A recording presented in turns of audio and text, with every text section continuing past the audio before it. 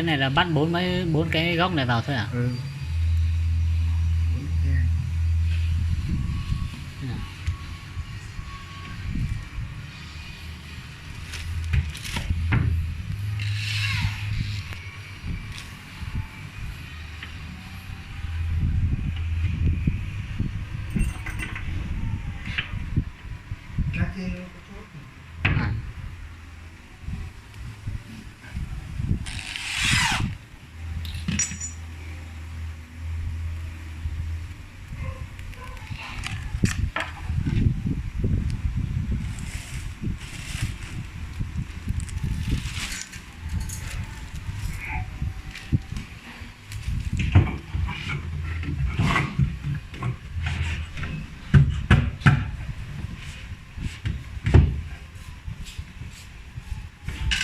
Để 40 4 nhá. Để 40 đi. Đấy là để tầm này nhá. Vâng, tầm này.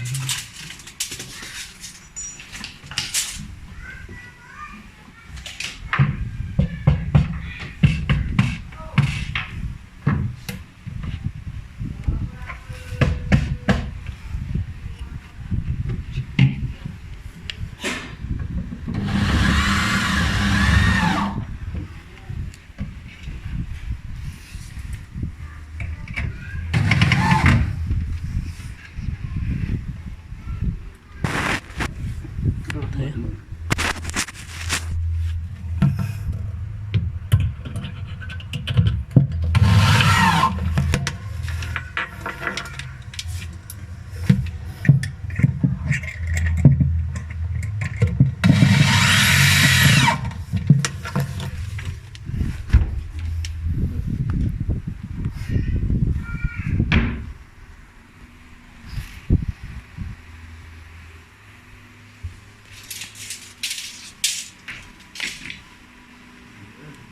Cái nữa đây.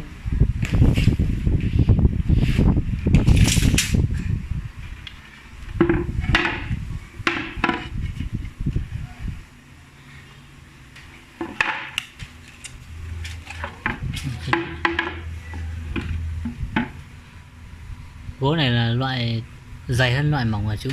Cái này là loại dày rồi, dày nặng như thế mà còn mở. À, có một loại nó mỏng hơn nữa. Mỏng là cái ngày xưa. Thế à? Bây giờ đa số toàn dày thế à? Ừ.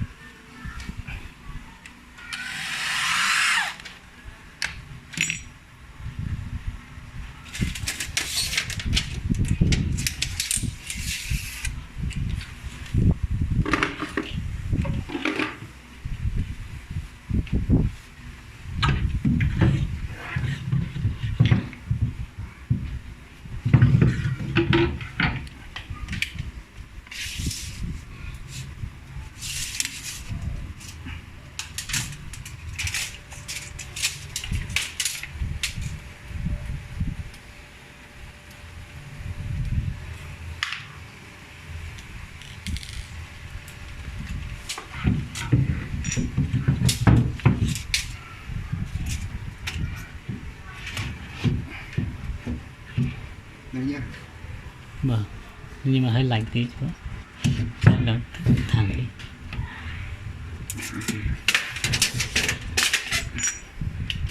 Lên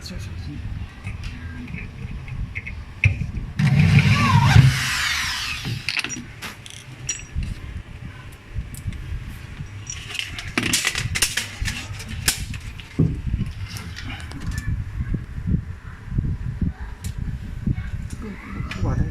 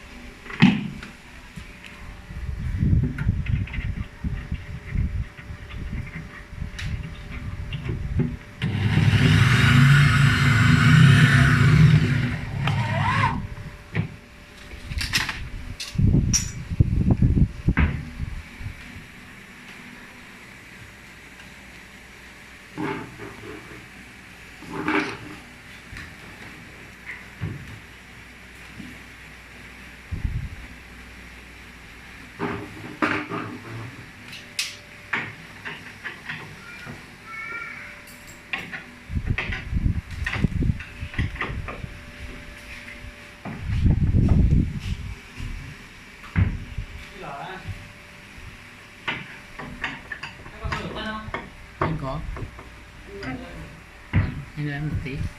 Vào sang ăn cơm à? Một xíu.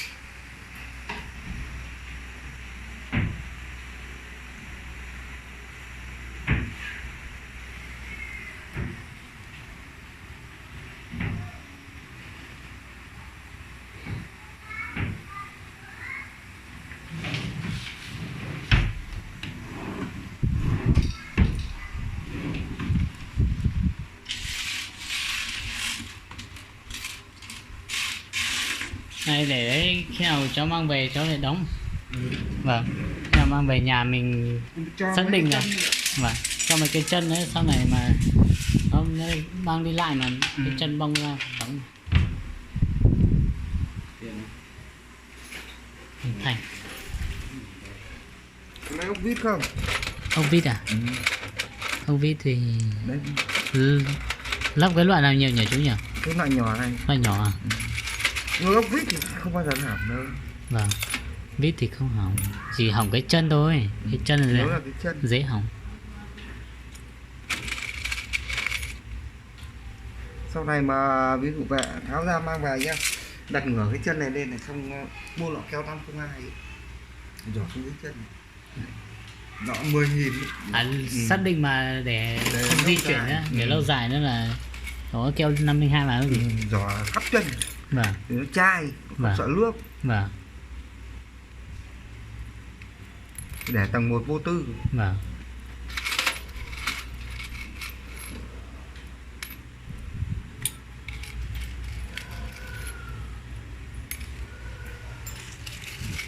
Cái nọ to đừng mua nọ con, nọ con không được bao nhiêu đâu. À. Mua nọ to à. Vâng. Bởi vì nọ to giỏ là nhiều.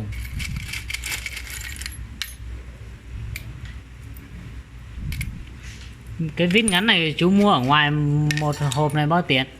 Cái này á? Vâng. Cái này là của thợ đi. Của thợ Tao đó. mua cái khoan điện ấy, À. nó theo. Theo à? Ê, bọn vâng. Nó theo khoan. Cái sản xuất loại này à? Dạ. Là đi làm công ty sản xuất đi loại mũi khoan này. Ra không lắp xe đạp điện, xe máy, Làm xuất phát. làm ở đây tách này mà. Ở đây tách. Vâng.